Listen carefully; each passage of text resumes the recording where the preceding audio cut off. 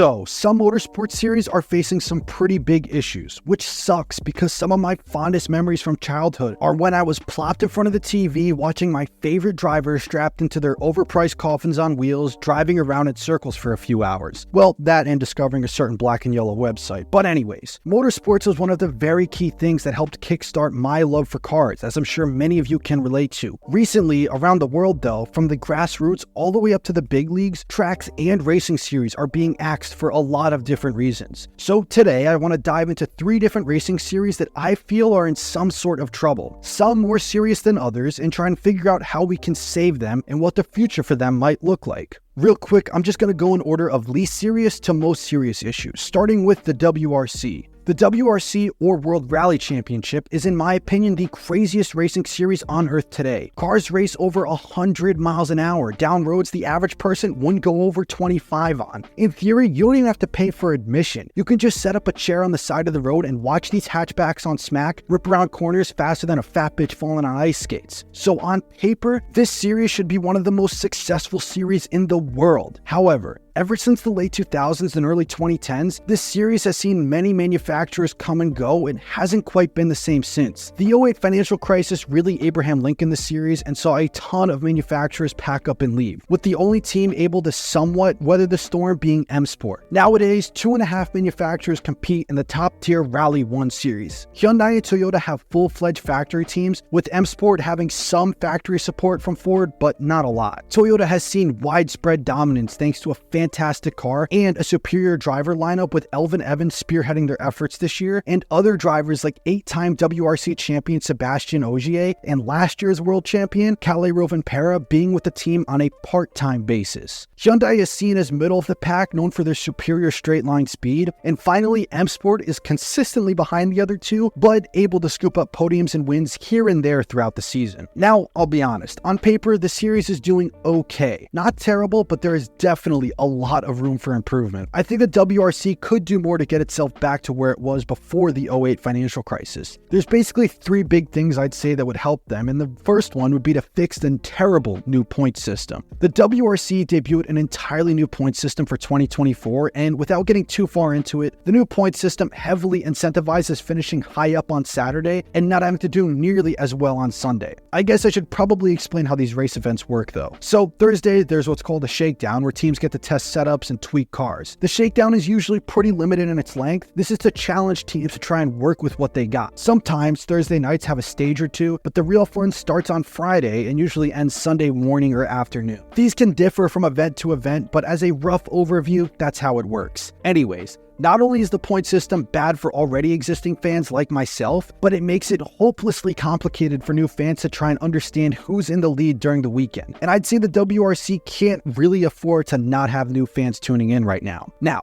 the point system is something that's kind of a pain in the ass, but you could tolerate it. Next up though has a lot of fans split. An idea that's been floated around that I'll be honest I kind of support and can't really argue with is changing the top tier Rally 1 cars. In the top tier, like I said, there are 2.5 manufacturers teams. However, in the tier below Rally 2, there are a bit more. Hyundai, Toyota, and Ford participate, along with Skoda, Citroen, and Volkswagen have customer support teams as well, meaning they don't have factory support, but they have cars that you can buy or rent to race. That's basically double the amount of vehicle options. What's the reason? Well, it's simple. It's because it's way cheaper and less complicated. If the WRC would make more parts between Rally 1 and Rally 2 cars interchangeable, it could really go a long way in attracting new manufacturers. I'm not saying make the Rally 1 cars slower, but maybe something like having a Rally 1 and Rally 2 cars share the same basic body panels and tube framing, and then maybe just have the Rally 1 cars have aggressive aero and more power. This would ensure that the Rally 1 cars are still faster. Also, another simple fix would be to make the Rally 1 cars just have wider tires, as the ones right now are pretty thin. With a change like that, it means that they would have more mechanical grip. It could afford to have a little less aero grip, and in turn, not have to spend nearly as much designing complex aero. Quick little sidetrack, I'm editing and I'm re-recording this real quick. Literally as I recorded this, they just announced that they're ditching the complex hybrid system and going straight to ICE cars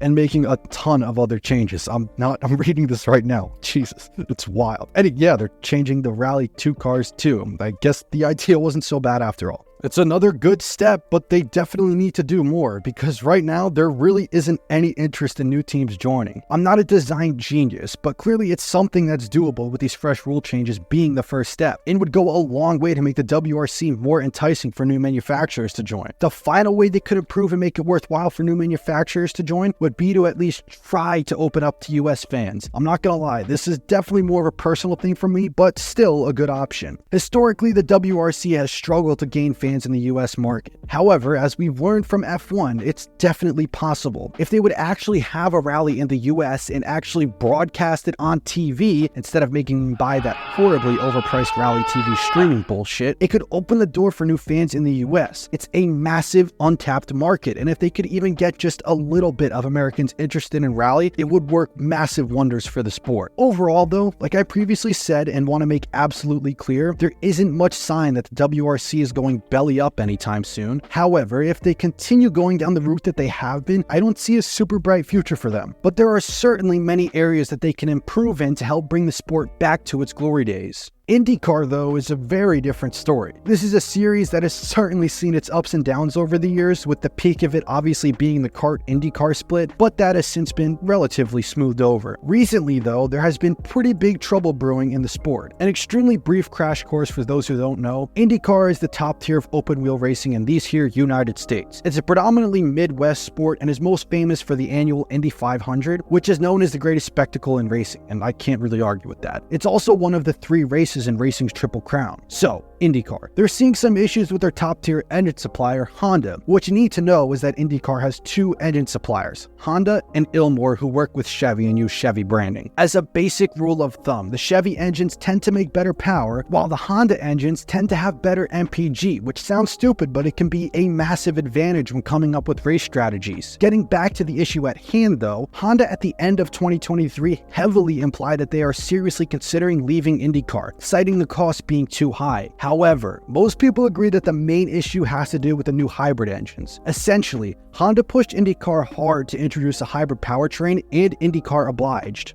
The problem is that they are using a super complex hybrid system that utilizes a supercapacitor setup instead of a standard battery setup. In theory, this is a good thing as it keeps weight down and there isn't space being taken up by batteries. However, there have been a ton of changes and delays because of this complex setup. Initially, the hybrids were supposed to come with a new 2.4-liter turbocharged V6 engine, which would be an upgrade over the current 2.2-liter engines. However, that idea was scrapped in 2022. These are now new 2.2-liter hybrid engines, and they were supposed to be introduced at the beginning of the season in St. Petersburg. However, issues in testing led to INDYCAR delaying the debut of these hybrid engines until after the Indy 500 this year. During all of this, Honda has obviously become more and more upset, and at the end of 2023, multiple motorsports outlets reported that Honda is currently weighing whether or not they even want to continue in the sport. There's a ton more drama regarding INDYCAR that I haven't covered, like the thermal club, attendance issues, the whole video game debacle, and even more regarding the hybrid engine dramas. But let's try not to focus too much on the negatives, and let's try and figure out how INDYCAR should get out of this current, shall we say, less than desirable situation they find themselves in. To be honest, the overall tone from Honda seems like regardless of outcome, short of some sort of divine intervention, they will probably pull out by the end of 2026. Now, this obviously sucks, but I don't think it's the end of the world. Even recently, we've seen INDYCAR have only one engine supplier, and it didn't kill them. Again though, this is not an outcome that anybody wants. However, somewhat recently, Porsche expressed a lot of interest in becoming an engine supplier for the series, but similar to Honda,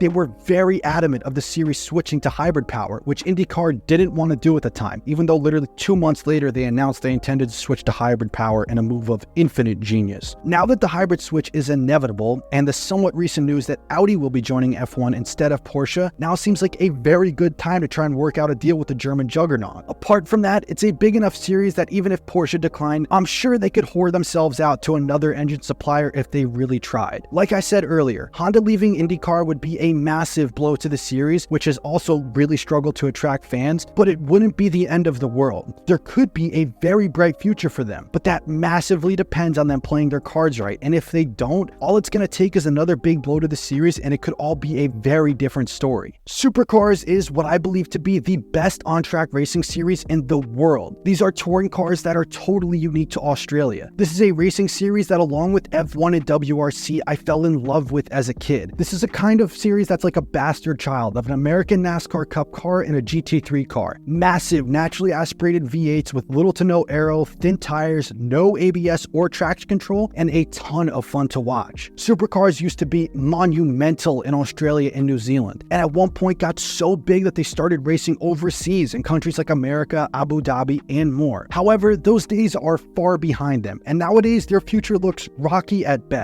There's a lot to this, so I'm gonna need you to stick with me. This all started when Holden and Ford went belly up in Australia. There was a question as to whether or not they would even stay in supercars, and this was answered in 2014 when Ford announced they would pull out of supercars entirely by the end of 2015. At the time, this was big, but not a huge issue. There were other manufacturers like Holden, Volvo, and Nissan that made cars for teams, and even after they pulled out, some teams still elected to use the Falcon just without factory support. This was eventually righted and Ford rejoined after signing a deal in 2018. Since then though, a lot has changed in the space of supercars. Volvo and Nissan have since left the series entirely. Holden, Ford's arch rival, was axed by GM, and the Commodores have since been replaced by the also extinct Camaro, which goes completely against what the Gen 3 rules are supposed to be, but anyways, the Camaro and Ford's Mustang are part of these new Gen 3 cars. There have been a lot of issues with these cars similar to the new generation Cup cars in NASCAR, and as big as those issues are, there was one really big issue that faced these new cars. To explain this next part, you need to understand how Supercars works as a series. It's what's known as a parity series. A brief rundown is the Camaro and Mustang share a lot of basic parts together and have to stick to incredibly strict rules regarding how they build their cars and what they can do with them over a season. This is meant to, in theory, ensure that no one team can run away and dominate. In case one team does dominate, the parity rule is in place to help ensure that cars can get back to being almost even, and allows a disadvantaged team to make minor tweaks and changes throughout the season to help bring the competition close together again. Now that I've said that,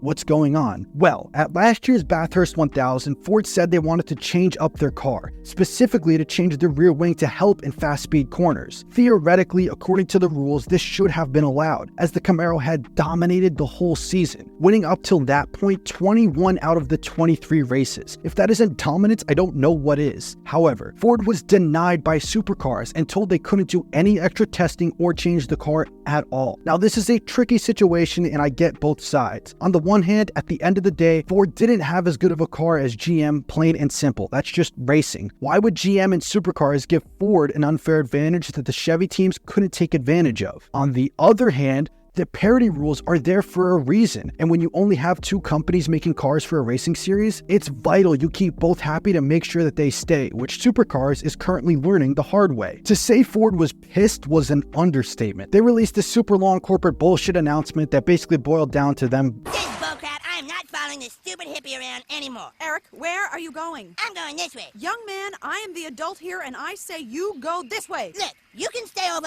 here, but I'm going over here. Young man, I have had it. No. You me Screw you guys. I'm going home. In addition to that, they canceled their contract with Supercars to supply the safety car, which was weirdly a truck, and pulled all advertising dollars from Supercars, which provides vital cash injections for the racing series. Plus, it's been reported that Ford is considering dropping out of Supercars entirely by the end of 2024. Now, personally, I don't think they'd be leaving quite that soon, but the not-so-great debut of the Gen 3 cars, the whole Bathurst debacle, and overall incompetence from Supercars higher-ups, I gotta be honest, I can't really blame them. All of that is on top of the fact that Supercars already has a pretty questionable future, even if they were able to keep Ford and Chevy, as Chevy and GM as a whole really doesn't have a new vehicle to fill the Camaro spot when the next gen cars come in. Not to mention, most racing series are starting to take a somewhat eco-friendly approach to racing, and it doesn't get more opposite to that than large displacement naturally aspirated V8s. So what should Supercars do? I think they have two options, with one being far better than the other. The first one is kind of a Hail Mary, but bear with me. Essentially, I think Supercars should get on the phone with their bastard father across the pond and start working with NASCAR to make at least some of the basic parts interchangeable. Things like the bare chassis or the hood, roof, suspension, and other things like that. This would make it easier to justify Ford and Chevy staying in Supercars, because if they shared parts, it would keep costs way lower than they are now. Keep in mind, Supercars is a one-of-a-kind series in a relatively small market when you compare it to other racing series like NASCAR and touring cars. That means that it's hard for companies to justify justify staying in the series. These new Cup cars are now more similar than they've ever been before, with the Cup cars recently making a switch to a sequential transmission and full independent suspension in all 4 corners. I feel like I should make it clear so no Aussies throw fits in the comments. These two cars are nothing alike right now, but are more similar now than they have ever been before. And they are similar in spirit as well, in my opinion at least. Low downforce, low grip, high horsepower beasts. I'm not saying make supercars and NASCAR the same, just make a decent amount of the basic mechanical parts the same. In addition to keeping Ford and Chevy happy, it would also give the other NASCAR manufacturer, Toyota, a very good reason to join supercars. Toyota has a monumental automotive presence down under, and low entry costs might be what they need to bring a Camry V8 supercar to Oz. With 3 solid manufacturers and low costs, it could go a long way to helping the best racing series on the planet stay alive. The second and far less desirable outcome is one that I have seen floating around social media and discussion forums. The other option would be to just convert it to a GT3 or GT2 Sprint series. Now again, this is not an outcome that I personally want, but it would ensure survival. There's a list of manufacturers a mile long that already have GT3 and GT2 race cars, and I'm sure that if supercars switch to a GT series, they would not only be able to keep Ford and Chevy, but have a ton of other manufacturers begging to be let into the series. Plus, I mean, I gotta admit, it would look really cool to see these things blasting around street circuits all over Australia. I would much prefer the first option, but who knows. Overall, I've only covered a super small amount of series that have been facing some trouble recently. Some are better off than others, and some have way brighter futures than others. However, a lot of series all over the world are facing a lot of issues, some really big and some not so big. And if you want me to cover a specific racing series, just let me know in the comments below.